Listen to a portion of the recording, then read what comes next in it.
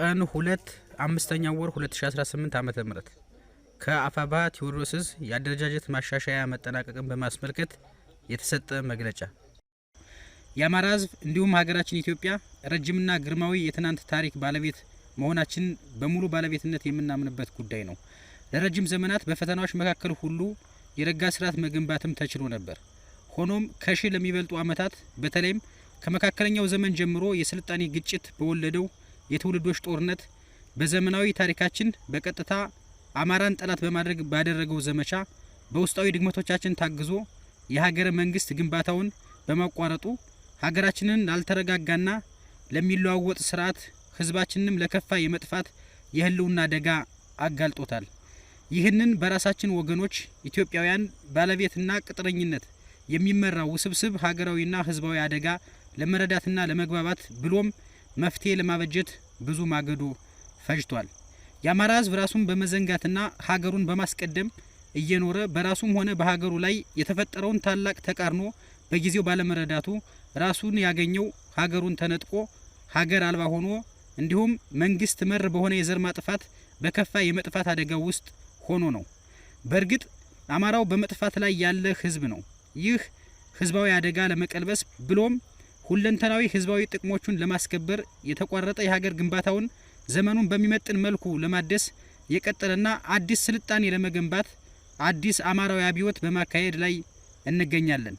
የዚህ ህዝባዊ ቁጣ መነሻ ምክንያት የህልውና አደጋው ቢሆንም አደጋውን ከመቀልበስ ባሻገር ግዙፍ ራዕይ የቀነበበ ህዝባዊና ሀገራዊ እንዲሁም ቀጠናዊ ዓለም አቀፋዊ መሻቶችንም ቀርጿል።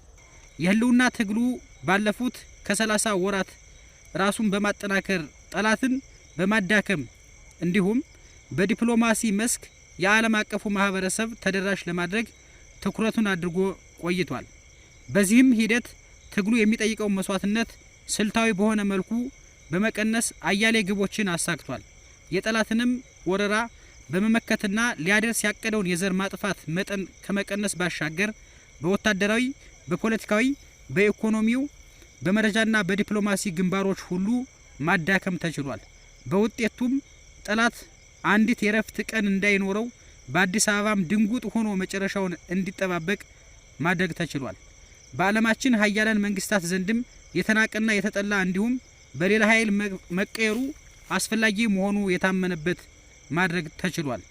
ይህንን ሁኔታ ለብዙ ወራት የገመገመውና በተግባርም በጥናትም ያረጋገጠው ቴዎድሮስ ዕዝ ስትራቴጂክ ሰነዶችን አዘጋጅቶ በ2017 ዓመተ ምህረት የክረምት ወራት ከአባልና አመራሩ እንዲሁም ከህዝቡና ደጋፊዎቻችን ጋር የሁኔታ ትንተናና ቀጣይ አቅጣጫ ላይ መግባባት በመፍጠር ህዝባዊ ትግሉን ወደ ላቀ ድርጅታዊ ቁመና የሚያሸጋግርና ለህዝቡ ሁነኛ ዋስትና ለሀገራችንም ተአማኒ የቀጣይ ስርዓት ኃይል መሆናችንን የሚያረጋግጥ መዋቅራዊ ማሻሻያ ተቋማዊና ስልታዊ በሆነ መልኩ ታቅዶ ተከናውኗል። የቴዎድሮስ ዕዝ ኃይል ከአካል እስከ ዕዝ እንደገና በመዋቅራዊ ማሻሻል በ5 ኮሮች፣ በ15 እግረኛ ክፍለ ጦሮች፣ በአንድ ኮማንዶ ክፍለ ጦርና ሻለቆች የተደራጀ ሲሆን ግዙፍ ኮሮች፣ ደምሳሽ ክፍለ ጦርና ሰባሪ ሻለቆች ተደራጅቶ ለቀጣይ ህዝባዊና ድርጅታዊ ግዳጅ ዝግጁ ከመሆናቸውም ባሻገር የጠላትን የቡድንና የነፍስ ወከፍ የሜካናይዝድ መሳሪያዎችን መማረክ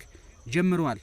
በሂደቱም የህዝብ አስተዳደርና የኃይላችን ኃላፊነትና ግንኙነት በግልጽ በመለየት የጊዜያዊ መንግስት አስተዳደር ማደራጀት ተችሏል።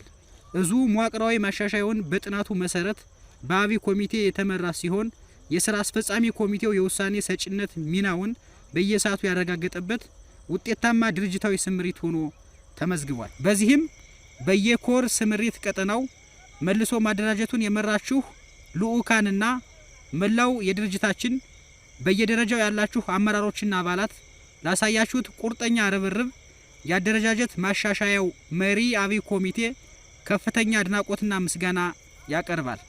ይህ ግዳጃችሁ በትግላችን ታሪክ ውስጥ በደማቅ የሚመዘገብና የሚዘከር ጭምርም ነው። ምክንያቱም ግዳጁ ሁነኛ ድርጅታዊ የአባልና አመራር እንዲሁም የጊዜያዊ መንግስት ቁመና የፈጠረና ትግሉን ወደ አዲስ ምዕራፍ በማሻገር ወደሚፈለገው ህዝባዊ ድል መስፈንጠሪያ መሰረት ነውና በሂደቱ የተፈጠሩ ከለውጥ ተቋማዊነት ጋር የሚገናኙ ቀላል የማይባሉ ፈተናዎች በመላው የድርጅታችን አባላትና አመራሮች ቁርጠኛ አቋም መከላከል የተቻለ ሲሆን በተገኘው ልምድና መረጃ የድርጅታዊ የሰው ኃይል ጥራት መረጋገጥና የአቋም ፍተሻ ስራዎች ተጠናክረው የሚቀጥሉ መሆናቸውን እናረጋግጣለን። የበላይ መዋቅሩ ፍተሻና ማሻሻያም የሚቀጥልና የምዕራፍ ዋነኛ ተጨማሪ ተግባራችን ነው።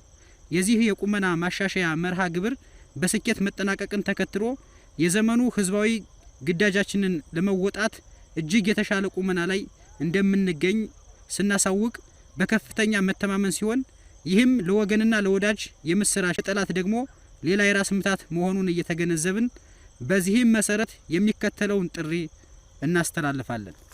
አንደኛ፣ ለዛችን አባላትና አመራሮች፣ ውድ የአማራ ህዝብ የቁርጥ ቀን ልጆች የሆናችሁ የዙ አመራርና አባላት ጓዶቻችን፣ ይህ ትግል በታሪካችን ውስጥ ልዩ ቦታ ያለው ወሳኝ ጉዳይ ነው። ታላቁ ህዝብ በህልውና አደጋ ላይ ወድቆ መገኘቱ ውርደታችን ቢሆንም ይህንን አደጋ ለመቀልበስና ወደ ሌላኛው ህዝባዊ ግርማዊ ነገን ለማዋለድ በትናንቱ ክቡር ታሪካችን በነባራዊ አደጋ መወለድ ውርደታችንና በመጪው ተስፋችን መካከል ህዝባዊና ሀገራዊ ጥፋትን ለማስቆም እንደ ሻማ እያበራን እየቀለጥን ከራሳችን ይልቅ ህዝባችንና ሀገራችንን ማስቀደማችን አኩሪ ዘላለማዊ ታሪካችን ነው። ይህ ታሪክ የአዲሱ አማራዊ ትውልድ የእያንዳንዱ ፋኖ የወል ታሪክ ነው። ጓዶች ሆይ ከከፈልነው የእስከዛሬ መስዋዕትነት የከፋ ሊገጥመን አይችልምና የምንከፍለውን ክቡር መስዋዕትነት ከህዝባዊ አደጋውና ተስፋችን አንጻር በመመዘን ከነበረን የበለጠ መበርታትና መጽናት ይገባናል። ትግላችን የበለጠው ወደ ድል አነስተኛ መስዋዕትነትና ጊዜ መስፈንጠር እንዲችል ለማስቻል የተሰራው መዋቅራዊ ማሻሻያ የሁላችንም ርብርብ የወለደው ስኬት ነውና በያለንበት ለቀጣዩ ግዙፍ ህዝባዊና ሀገራዊ ግዳጅ ሁሉም ወትሮ ዝግጁነታችንን እናረጋግጥ ዘንድ በጥብቅ እናሳስባለን። ሁለተኛ፣ ለደጋፊዎቻችን፣ በቅርብም በሩቅም የምትገኙ ውድ ደጋፊዎቻችን የእስከዛሬው ልዩ ልዩ ድጋፋችሁ መሬት ላይ ያለንን ቁመና በማጎልበት አፈጻጸማችንን አሻሽሏል፣ የጠላት አቅምን አዳክሟል፣ በዓለም አቀፉ ማህበረሰብ ዘንድ ተሰሚነትን በማሻሻል ላይ ይገኛል። ለዚህም ከፍተኛ አድናቆትና ምስጋና እናቀርባለን። እንደሚታወቀው ከትግሉ የዓላማ ክብደትና የጠላት አረመኔነት አንጻር ይህ አማራዊ ተጋድሎ ሰፊ ሰብአዊ ርብርብ ይጠይቃል። በመሆኑም ከትናንቱ ይልቅ ዛሬና ነገ ህዝባችንን ያስቀደመ ታጋይ ሰራዊትና አታጋይ ድርጅትን የበለጠ ለማጠናከርና ለመደገፍ እረፍት አልባ ሆኖ በትጋትና በጽናት መስራትን ይጠይቃል። ህይወቱን ያለስስት ለህዝባችን መድኃኒት የሞት ከለላ ለሆነው አዳኝ አማራዊ ሰራዊታችን ሁሉም ከጎኑ ትቆሙ ዘንድ አደራ ማለት እንፈልጋለን። በብርቱ እየተፈተነ በጽናት ከሚዋደቀው ሰራዊታችን ይልቅ በማይረባ ስብሰባ ድጋፋችሁን ማስተጓጎል እንደማይገባችሁና በጽናት ከጎናችን እንድትቆሙ እናሳስባለን። ሶስተኛ፣ ለጸረ ብልጽግና ትግሉ ማህበረሰብ፣ ኢትዮጵያ ሀገራችንና አጎራባቾቿ ሁሉ እየተተራመሱ ወደ ከፋ እልቂት እየገሰገሱ በሚገኙበት በዚህ አደገኛ ወቅት አተራማሹና የእጅ አዙር ጦርነት ተላላኪው አረመኔው የብልጽግና አገዛዝ የሚታገለው ማህበረሰብ መበራከቱ ለሀገራችንም ሆነ ለቀጠናው ተስፋን አጭሯል። የነበረው ተናጠላዊ ጥረት ለጠላት ምቹ አጋጣሚ እንደሆነለት ሁሉ የተጀማመሩ መቀራረቦች ጠላትን ሲያስበረግጉት በአደባባይ ተመልክተናል። ኢትዮጵያውያን የትግሉ ማህበረሰብ አካላት የጠላትን የጥፋት ፍጥነትና የመፍትሄውን አስቸኳይነት በመገንዘብ ከነበረው ቀርፋፋ አካሄድ የተላቀቀ ትብብር በማድረግ ከቀጠናው የጸረ ብልጽግና ኃይሎች ጋር በመቀናጀት እንዲሁም የተሳለጠ የጋራ ዲፕሎማሲ በመስራት ድላችንን ባጭር ጊዜ እንድናደርግ ብርቱ ጥሪያችንን እናቀርባለን።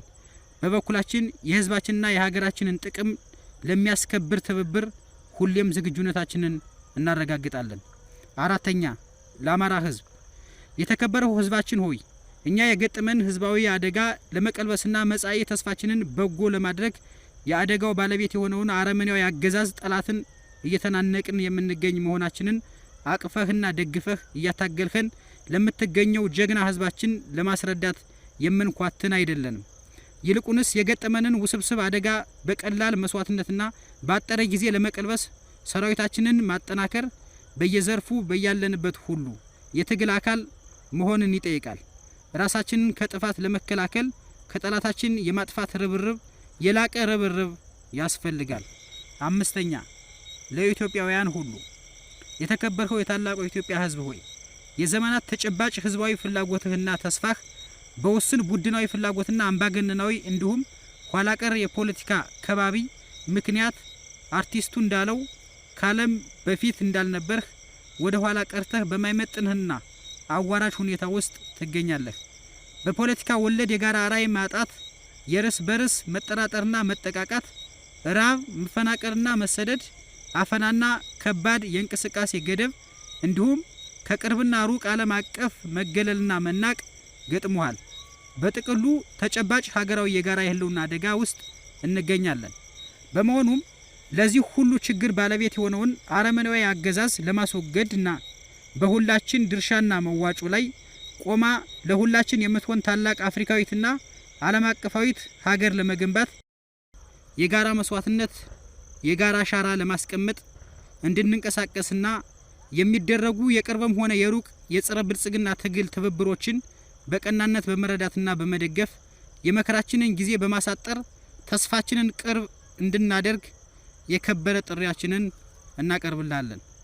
ስድስተኛ በጠላት አሰላለፍ ውስጥ ለምትገኙ አመራርና አባላት እናንተ በቀጥታ የጠላት አሰላለፍ ውስጥም ሆነ በባንዳነት የተሰለፋችሁ ዘመኑን ያልዋጃችሁ ወገኖቻችን ያደረሳችሁት ህዝባዊና ሀገራዊ በደል ከበቂ በላይ ሆኖ ሞልቶ የፈሰሰ መሆኑን ተረድታችሁ ከግለሰባዊና ጊዜያዊ ጥቅምና ፍላጎታችሁ በመላቀቅ ለህዝባዊና ሀገራዊ ጥቅም ፍላጎቶቻችን ትገዙ ዘንድ ጥሪያችንን እናቀርብላችኋለን።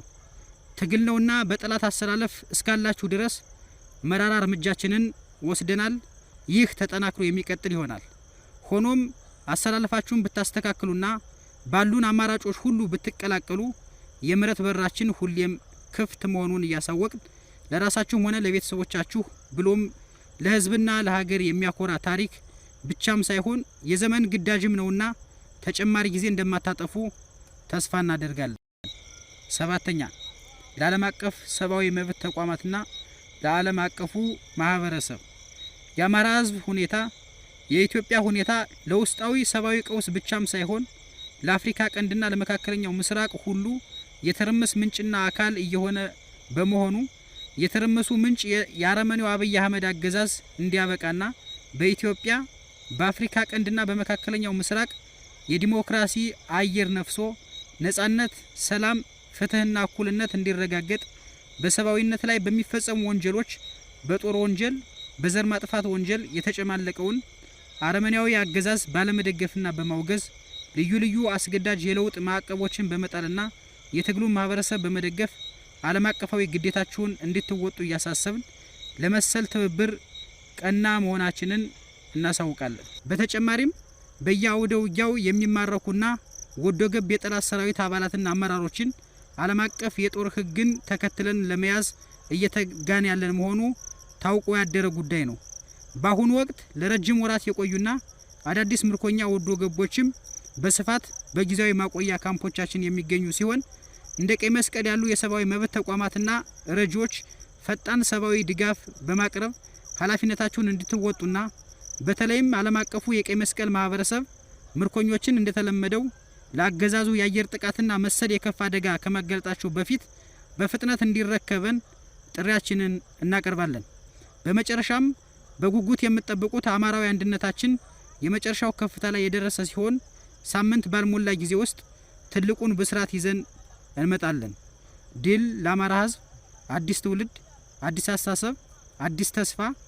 የአማራ ፋኖ ብሔራዊ ኃይል ኮማንድ አባልና የአፋባ ምዕራብ አማራ ቀጠና ቴዎድሮስ ዕዝ ወታደራዊ አዛዥ። አመሰግናለሁ።